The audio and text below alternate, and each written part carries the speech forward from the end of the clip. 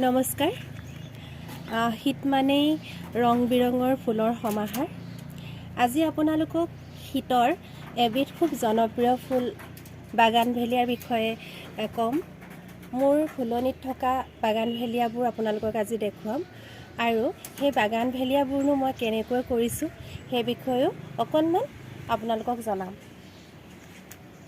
আপোনালোকক প্ৰথমে ফুলনিত থকা বাগানভেলিয়াবোৰ দেখুৱাই লৈছোঁ।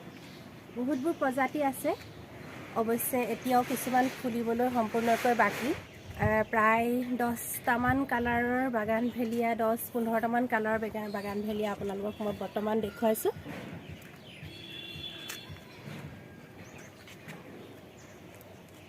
এইখিনি হৈছে বাগানভেলিয়া। এতিয়া আপোনালোকক মই বাগানভেলিয়া ফুলৰ প্ৰথমৰ পৰা কেনেকৈনো কৰে সেই বিষয়ে জনাম। যদি আপোনালোকে বাগানভেলিয়া পুলি নাৰ্চাৰীৰ পৰা সংগ্ৰহ নকৰে, তেতিয়াহ'লে কাৰোবাৰ ঘৰৰ পৰা ডাল আনি কৰে, তেতিয়া এইদৰে কেনেদৰে কৰিব লাগিব মই অকণমান আভাস এটা দিছোঁ। এইদৰে সৰু টাব এটা ল'ব। সৰু টাব এটা লৈ তাত গোবৰ মাটি আৰু অলপমান দিব খুজিলে কক'পিটো দিব পাৰে। এইদৰে গুড়িটো টানকৈ পুতি পেলাই এনেকৈ থৈ দিব। তাৰপিছত পানী দি থাকিব, পানীয়ে সেমেকাই থাকিব। তেতিয়া বাগানভেলিয়া বাচিবই নবচাৰ কোনো কথাই নাই। এইজোপা মই ঘৰতে কৰা পুলি, আৰু এইজোপাৰ যিজোপা মানে মাতৃগছ, মাদাৰ প্লেণ্ট যিজোপা, সেইজোপা এই আপোনালোকৰ সন্মুখত থকা সেইজোপা হৈছে মাদাৰ প্লেণ্টজোপা। তাৰে ডাল কাটি পেলাই মই এই পুলিটো কৰিছোঁ। আপোনালোকেও কাৰোবাৰ ঘৰৰ পৰা এইদৰে ডাল সংগ্ৰহ কৰি পেলাই ভিন্ন কালাৰৰ বাগানভেলিয়া কৰিব পাৰিব। যিহেতু এটা বাগানভেলিয়া পুলি কিনিবলৈ গ'লে বহুত খৰচ হয়, সেইকাৰণে যদি ঘৰতে এইদৰে কৰি লয় তেতিয়াহ'লে অলপ মানে সহজতে হ'ব। আপোনালোকে এই বাগানভেলিয়াটো পুলি অৱস্থাৰ পৰা ডাঙৰ কৰিবলৈ হ'লে চুটিকৈ কাটি দিব লাগিব, ইমানখিনি মানতে কাটি দিব। এতিয়া মই এইটো ৰাখিছোঁ। ঠিক সেইদৰে হালধীয়া, এইজোপা হালধীয়া মাদাৰ প্লেণ্ট, এইজোপা এই হালধীয়া মাদাৰ প্লেণ্টজোপাৰ পৰাও মই এই পুলিটো কৰিছোঁ। এইটো পুলি এয়া ফুল আহিছে।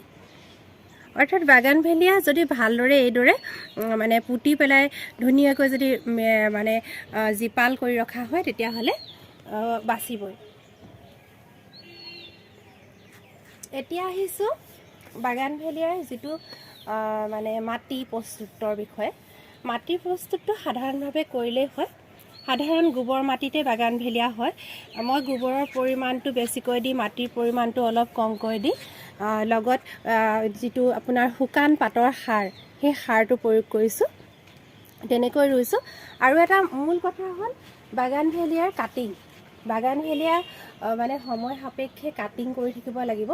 আপোনালোকে যেতিয়া এপ্ৰিল-মে মাহত বাগানভেলিয়া ফুলা শেষ হ'ব, তেতিয়াৰ পৰাই কাটিং কৰিব লাগিব আৰু প্ৰুনিং কৰিব লাগিব। প্ৰুনিং অৰ্থাৎ গছৰ আগবোৰ যে, চাহপাতৰ আগবোৰ যে আমি যেনেকৈ টকালি দিওঁ, ঠিক তেনেকৈ প্ৰুনিং কৰিব লাগিব।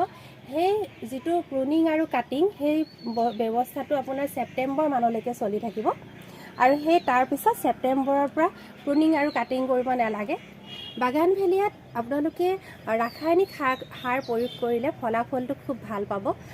সাধাৰণতে NPK জাতীয় সাৰ যদি মাজে সময়ে প্ৰয়োগ কৰি থাকে বাগানভেলিয়া ফুলিবলৈ, তেতিয়া সহজ হয়। আৰু লগতে কি হয়, বাগানভেলিয়া জৈৱিক সাৰো প্ৰয়োগ কৰিব পাৰে। মই NPK প্ৰয়োগ কৰিছোঁ, মাজে সময়ে কৰিছোঁ, খুব বেছি নহয়, কিন্তু ফুলাৰ আগে আগে ছেপ্টেম্বৰৰ পৰা দুবাৰমান মই ৰাসায়নিক সাৰ প্ৰয়োগ কৰিছোঁ। জৈৱিক সাৰো আপোনালোকে দিব পাৰে। জৈৱিক সাৰ দিলে মাটিটো নষ্ট নহয়, কিন্তু ৰাসায়নিক সাৰ দিলে কি হয়, তাপটো মানে পিছৰ বছৰত সলনি কৰি দিলে ভাল, যিহেতু মাটিটো উৰ্বৰতাটো নাইকিয়া কৰি পেলায়। আৰু আটাইতকৈ ডাঙৰ কথা বাগানভেলিয়াৰ বিষয়ে ৰ'দ হৈছে বাগানভেলিয়াৰ প্ৰিয় বন্ধু। আৰু বাগানভেলিয়াত যিমানে ৰ'দ পাব সিমানে ফুলিব। বাগানভেলিয়াৰ ৰ'দ নাপালে কিন্তু কেতিয়াও নুফুলে। সেইকাৰণে মানে কি, আমি ৰ'দৰ পৰা সাধাৰণতে বেলেগ ফুলবোৰ বচাওঁ, কিন্তু এই বাগানভেলিয়াক ৰ'দত থ'বহে লাগিব। ৰ'দ দিনটোৰ যদি গোটেই সময়খিনিও ৰ'দ পৰি থাকে তেতিয়াহ'লে আপত্তি নাই, তেতিয়া বেছি ভালহে হয় আৰু তেতিয়া বেছি ভালকৈ ফুলেহে। বাগানভেলিয়াক পানী খুব কম লাগে। যেতিয়া মানে গছজোপা অকল পাত থাকে তেতিয়া পানী যেতিয়া শুকাই যায়, আঙুলিটো দি চালে মানে এনেকৈ দুআঙুল দি চালে যদি সোমাই যায় তেতিয়াহে পানী দিব লাগে। সাধাৰণতে পানী যেতিয়া এই বস্তুটো এনেকৈ টিপি দিলে মানে শুকান হৈ আহে আমাৰ আঙুলিটো, তেতিয়াহে পানী দিব লাগে। তিতা হৈ থাকিলে গম পাব যে ফুলজোপাত যথেষ্ট পৰিমাণে পানী আছেই। কিন্তু যেতিয়া বাগানভেলিয়া ফুলে, এইদৰে যেতিয়া ফুলিবৰ সময় হয়, এইটো ফুলিবৰ সময় হৈছে, এনেকৈ কলি আহিছে, তেতিয়া বাগানভেলিয়া কি হয়, ৰ'দত থাকে যিহেতু, সেইকাৰণে মানে এই কলিবিলাক কেতিয়াবা মানে শুকাই যাব পাৰে পানীটো কম দিলে। সেইকাৰণে অকণমান মানে জিপটো ৰাখিব লাগে, সেইখিনি সময়তহে জিপ ৰাখিব লাগে যিখিনি সময়ত বাগানভেলিয়া ফুলিবলৈ লয়। কিন্তু আন সময়খিনিত বাগানভেলিয়া আপোনাৰ মানে পানীটো খুব কম প্ৰয়োজন হয়। তাৰপিছত এইখিনিয়ে মূল কথা, আৰু বাগানভেলিয়াৰ ক্ষেত্ৰত এইখিনি কথা যদি পালন কৰা হয় নিশ্চয় সুন্দৰকৈ ফুলিব। আটাইতকৈ এবিধ উজু ফুলৰ ভিতৰত কৰিবলৈ, সুন্দৰ ফুলৰ ভিতৰত। কিন্তু মানে বছৰৰ শীতকালৰ সময়ছোৱাতে বাগানভেলিয়াৰ ৰং বিলায় আৰু বহু দিনলৈকে থাকে। এইটোৱে হৈছে ইয়াৰ প্লাছ পইণ্ট। আৰু ফুলনিখন একেবাৰে সুন্দৰ কৰি ৰাখে। পৃথিৱীত আজিকালি বিভিন্ন প্ৰজাতিৰ বাগানভেলিয়া মানে এনেকুৱা টিচু কালচাৰ পদ্ধতিৰেও কৰা হৈছে। আগৰ সেইকাৰণে আমি দেখা ৰংবোৰতকৈ বিভিন্ন ৰং বাগানভেলিয়াৰ বজাৰলৈ আহিছে। আপোনালোকক বাগানভেলিয়াৰ বিষয়ে আজি মই এইখিনি কথাকেই জনালোঁ। আৰু যদিহে আপোনালোকৰ এই বাগানভেলিয়াৰ বিষয়ে দিয়া ভিডিঅ'টো ভাল লাগে তেতিয়াহ'লে মোক জনাব, আৰু ইয়াৰ বিষয়ে যদি কিবা অন্য কথাও জানিবলগীয়া থাকে মোক জনাব। আৰু আজিলৈ মই আহিছোঁ, আৰু আপোনালোকক যোৱাৰ আগে নতুন বছৰৰ শুভকামনা, অনাগত নতুন বছৰটোৰ শুভকামনা জনাইছোঁ। সকলোৱে বছৰটো ভাল হওক আৰু সকলোৱে ভালে কুশলে থাকক। ৰঙীন ফুলনিখনৰ সৈতে মই বিদায় জনাইছোঁ। ধন্যবাদ।